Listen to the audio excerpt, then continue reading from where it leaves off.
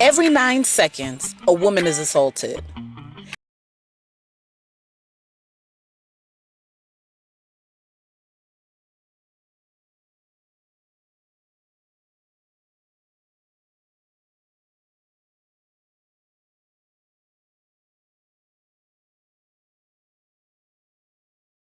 In Our Journey Alive.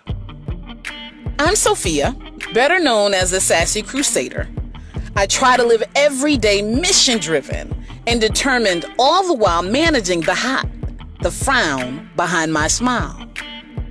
Then there's Shavonne, the quiet powerhouse, humble in every way, but her strength, an ironclad will to sing to the heavens above the good news of Jesus, and her story of survival, Shavonne, is truly one to be reckoned with. Courtney, the stylish rebel, never backing down from a challenge nor conceding to her past. Courtney has been fighting for everyone around her and youth just like her.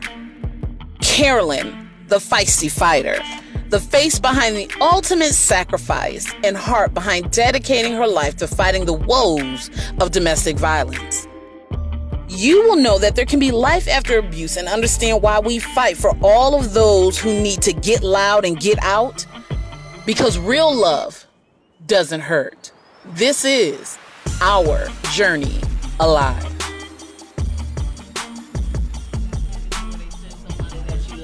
Right. Because as soon as they have their act together, I don't know what it is. They just lose some sort of appeal. I don't like them anymore. Yeah. That's that fixing spirit. You don't need me. That's okay. I don't need you either. Exactly. I feel the same way. I don't know what it is, but let one come along, a fixer-upper. Man, now I don't know how to accept love. Love, you know what I'm saying? There was a gentleman that had interest in me, and he came to my job, and I knew he was gonna give me a hug. I knew it.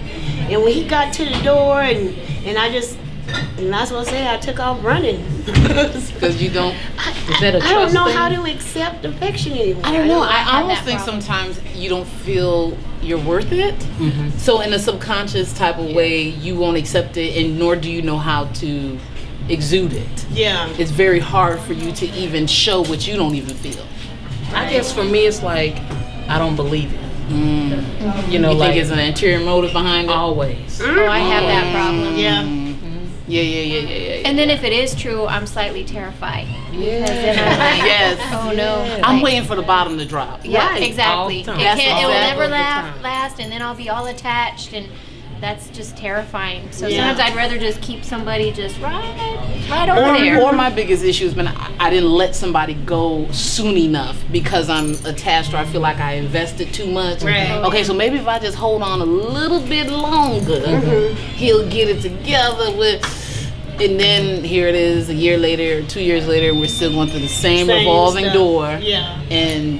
But then finally something drastic happens, and then I'm like, okay, I gotta let you go. But now I'm going out, like I'm tired, I'm Yeah. going out, Yeah. and whoever else comes behind that person, You gotta deal with it. you have to. Amen. Yeah, that is true. But no, seriously, ladies. Okay, so I need you to tell me when you were first approached by me about doing this, what were some of your initial thoughts or fears or hesitations? And be brutally honest. You know, like I laugh and I play around and stuff, but I don't really let people in that place. You know, anything that really, really hurt, I don't let people in there. Right. Now I make sure you share opinions, stuff like that, give advice, but that deep hurt, I just kind of keep that to myself. So I was I kind agree of with scared that. I about hear bringing that. that out in the open for the world to know. I hear that. I'm very private. And I'm especially concerned, I think my number one fear is definitely to do with my family. Because most of my family really has no idea of almost anything in my life painful. I guess I've always felt like my pain was my problem, and I've tried to keep it that way. You're definitely not alone in most people feeling like they don't want to burden others with the pain that they're going through, but I think that's our biggest burden, is not feeling like others cannot understand or share in what you go through. And I think that's why it's good to find people that may have not exactly what you've gone through, but can have some similar empathy, I guess. I posted a comment the other day, because because I had another shoo-in with my mother, which of course she wants to bring me back to when I was 13 years old, and she was using drugs, and she just brought this up like, you know, you do nothing for me now, and I've done everything for you. And I posted a comment that said, why, you know, if you are a parent that's been on drugs or addicted to alcohol or drugs, you have to understand that your actions affected your children. You can't be oblivious to the fact, just because you're clean now, that while you were on drugs, disease or no disease, as we want to categorize it, that your children did not suffer, and that it's not a lifelong healing process. And somebody actually chimed in and said, well, once you become an adult, you have to put all that behind you and move on with your life. I know plenty of people that had parents that were addicted to drugs and were successful. And I said, I hear you, but healing is not cookie cutter for everybody, and everybody doesn't have the same resources to bounce back. I guess if I was to say one of my fears, it would be how people would react to me having my mother in that situation, because she was actually, you know, at the wrong place at the wrong time. You know, my mom was murdered. He shot her first in the stomach, and then he drugged me into the living room and shot me in the face at point blank range. Back in December the 5th of 2003, I had been in a previous abusive relationship. The abuser that I was dating got out of prison. My intentions were just to be cordial with him, not to start back dating or seeing him. One Friday, which was the 5th of December, he asked if I could give him a ride to his parole office, I believe, and it was in Fort Worth, Texas. I thought that, you know, there's nothing wrong with just giving him a ride. His mom doesn't drive on the highway, so no big deal. We went to the parole office. The ride back home was pretty normal. We didn't argue or fuss about anything. When we got back to Waco, he wanted to go back to me and my mom's apartment where we lived. And, you know, I just really didn't know what to say to that question. I didn't want to get him angry and irate. So I was like, okay, that's fine. I received a phone call from someone, and I was talking on the phone. So I think at that point was where he went outside and smoked this stuff called wet. You smoke it, and it does cause you to hallucinate.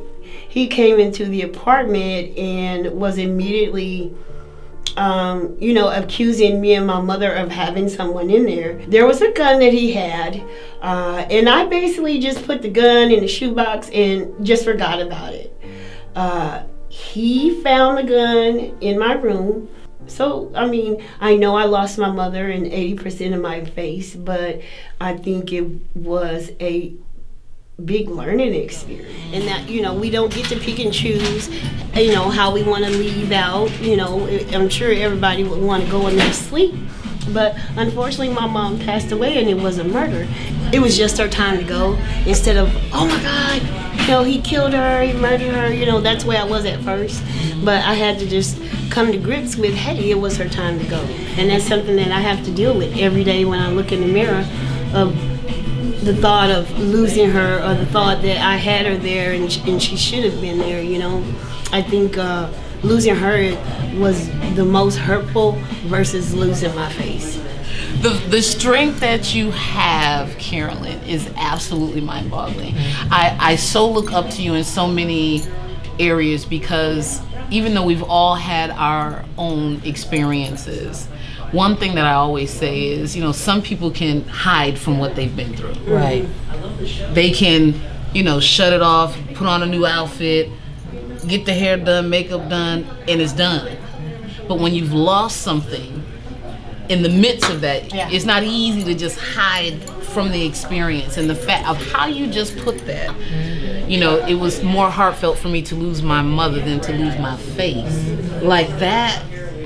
That's almost like that was more of your identity than your physical. And I just, you know, to know that, again, that you are such a feisty fighter, as I'd love to call you, because you just don't care. I'm going to live. Yeah. Like, I'm going to live. I'm not going to let him win Seriously, I mean, that's really inspirational and admirable. I feel like a lot of women who go through things, like, we feel like we can take it. Like, we're the strong one. We don't want to take it, but we know we can take it. So we just put on our smile and go to work every day, or we hide a lot of things, like you say. And but to lose somebody else, that is just, I can't imagine. I mean, it was rough because go on the next day. My mom died December the 5th. My grandfather, her father, died December the 8th, same year, same month. And then my mom's sister, my auntie, she passed away like a year and a half. So it really had a big impact on my immediate family. And that's why I'm just so ready to save lives and show women that it is life after abuse. Like, you can get your life back slowly but surely. You know, you'll get back to where you need to be. When did you begin to get comfortable enough in your skin, in yourself, to where this is truly what I want to do, not being thrust into it because it was national news? It took a while because, like, I really didn't even, you know, take the time to even mourn my mom's death, because it was like when I woke up, it was, you know, Carolyn, I felt like I had to show the world that I was strong and that I wasn't going to let what happened hold me back. So I never even really get to mourn my mom's death. I just wanted to show the world that you can be strong and you can do it and you can go through it and you can make it. I always felt like I had to show this strong face when I was going through. My molestation started when I was 9, and then continued to escalate. But through my adolescent time, I wouldn't let anybody in. So I lied. I was a habitual liar. Like, if you asked if something was wrong, I'm going to say no. I'm all right. I'm okay. Well, it's nothing. It's me.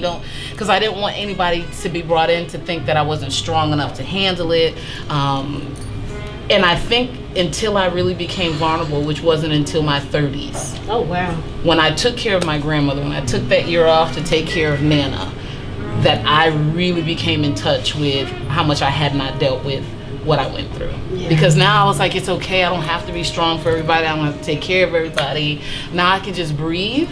And once I sat down to breathe is when that's when, like you just said, behind closed doors, the crying, the breaking the glass, the kind of the hopelessness, which I'm almost glad I didn't feel it when I was younger. And I was more mature to kind of handle it, or know I have resources to reach out for therapy or friends or whatever, or at that time in a relationship to where I can feel vulnerable enough to share that. But I think that's what my problem was. I was trying to be too hard. Like, you know, I can let people know I need some help going through this.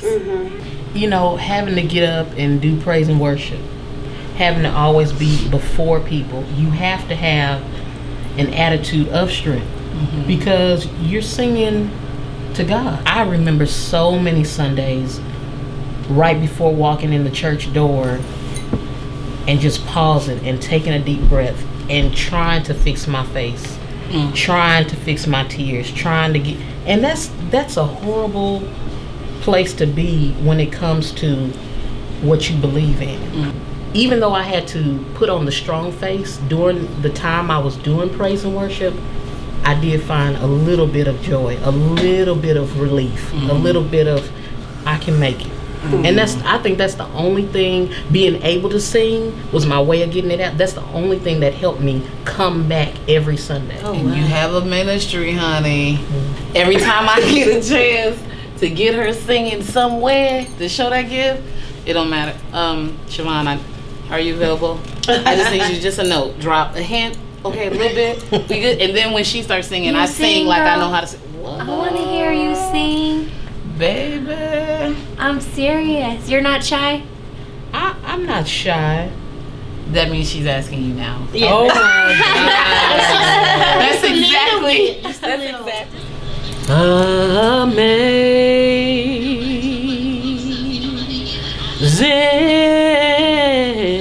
Amazing grace.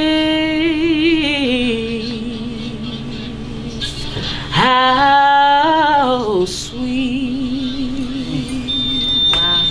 the sound that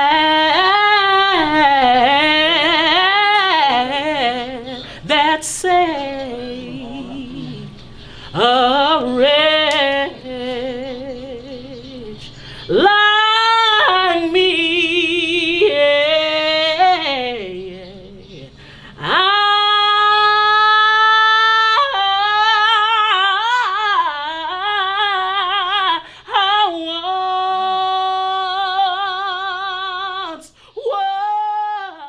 What I want people to take away from this show is that they can survive. They can make it. It doesn't matter what you've been through. There's somebody else that's been through the same thing, and you're not by yourself. And if they can make it, you can make it too. I was so blind, but now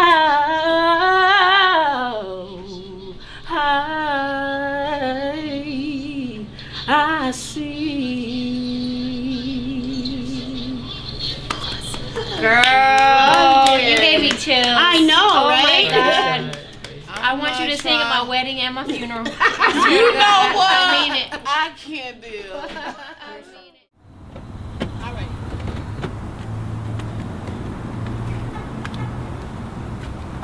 All right, ladies. Yes, I am so ready. I see you. Just paint the sun with the moon. Hi, girl. Hey, dearie. Thank you so much for coming to join me. I'm looking forward to it. I'm excited too. You know this is my favorite thing to do. Hi, welcome to Practically Picasso. Do you have any idea what you want to paint? I'm thinking something that I can really write out, maybe an inspirational saying or something that Yeah, describes maybe me. something flat. I have a lot of I'll take one of pieces those. for you guys. So the prices are on the bottom. If you'll come with me this way. Well, Sophia, what are you doing? You know what? Talk about it. I know, right? Like my life has been so messy. It's been so rocky. There's been so many. Nothing has been a clear path. Nothing has been smooth. But yet it's pretty.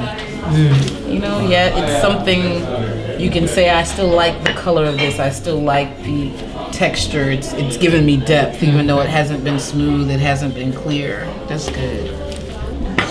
You know what? We sitting here talking deep, and she's still fooling with it. She done zoned us out. What you doing, Carol? What you trying to do, Carolyn? It's not gonna. I can't do that. I can't write it.